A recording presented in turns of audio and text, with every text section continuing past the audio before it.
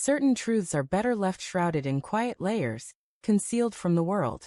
Yet, what unfolds when those buried secrets fight their way free, tearing apart the fabric of everything you cherish?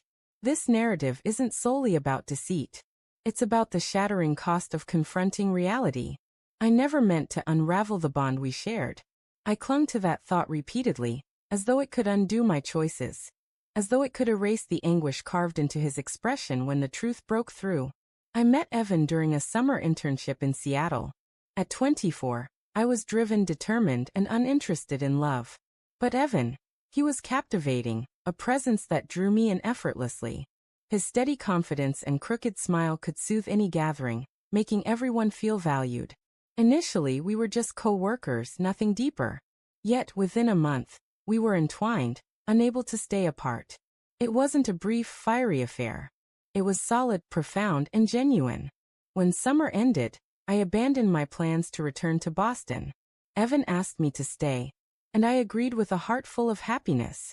8 months later, we built a home together, creating a life that appeared perfect to those outside. But perfection is a deceptive mirage. 3 years into our relationship, I noticed a change. Evan remained gentle and thoughtful, but something felt off. He was withdrawing, spending late nights at work, his thoughts distant during our conversations, overlooking details I shared. At first, I attributed it to his demanding career. Then I questioned if I was lacking in some way. Eventually, I stopped analyzing and acted on instinct. That's when Marcus entered my life. Marcus was a friend of a friend, introduced at a vibrant birthday celebration. His charisma was striking, unpredictable, a stark contrast to Evan's quiet warmth. Perhaps that's what pulled me toward him. Marcus noticed me, flirted deliberately, and didn't probe when I kept my personal life ambiguous. It started harmlessly, drinks, then late-night texts, until one evening led to a hotel room. I convinced myself it was a one-off mistake, but it wasn't. I met Marcus 3 more times. There was no affection, no meaningful bond, just empty encounters that left me feeling hollow. Each time I returned to Evan, I felt stained, diminished, and overwhelmed by shame. I vowed to stop, persuading myself I already had. Until one night Evan's sharp gaze and a single question stopped me cold. "Is there something you're keeping from me?" His words sent a shiver down my spine. I wasn't sure if he had proof or was just testing me. But I shook my head, spinning another falsehood. He didn't push further, just nodded as if he'd expected my denial. That night, he slept on the couch instead of beside me. The following 2 weeks were thick with unspoken strain. I tried to repair the rift, preparing his favorite meals, proposing a weekend escape, even gifting him a luxurious coffee maker he'd once mentioned in passing. But nothing closed the widening gap. Then one morning, Evan left for work and didn't come back. At 2:04 a.m., a text arrived. "We need to discuss things tomorrow." When he returned the next day, his composure was unsettling, almost detached.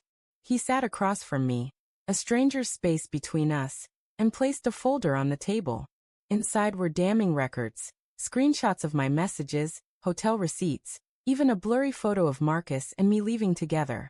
He didn't shout or cry. He simply said, "I had a feeling. I hoped I was wrong." I stumbled over my words, trying to justify myself, insisting I didn't love Marcus, that it was a grave mistake, that I despised myself for it.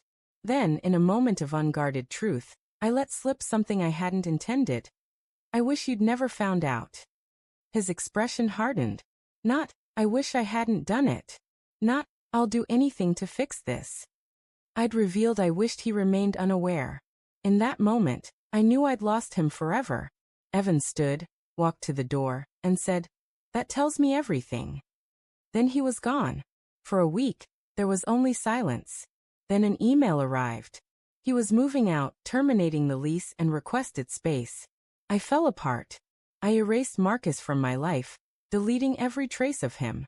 I began therapy, desperate to comprehend my actions. Weeks later, I poured my soul into a letter to Evan, raw, truthful, brimming with regret. I confessed how isolated I'd felt, how I'd chosen the worst path instead of talking to him. I wrote that he deserved far better. He never responded. Months drifted by. I saw photos of Evan online, smiling at work functions, surrounded by friends, moving on. Meanwhile, I was learning to live in a home that no longer felt like a haven. Then a mutual friend shared news. Evan was seeing someone new. Her name was Grace, vibrant, stable, and compassionate. Not a passing fling, but the kind of woman Evan always deserved.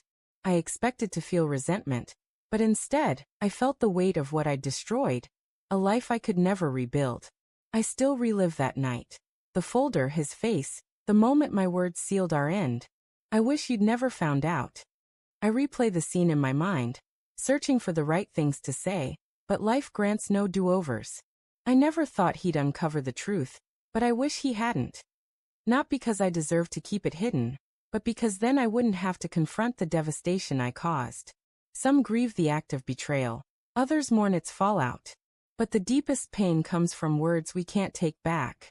Let this tale be a caution. What's concealed in darkness will always find its way to the light.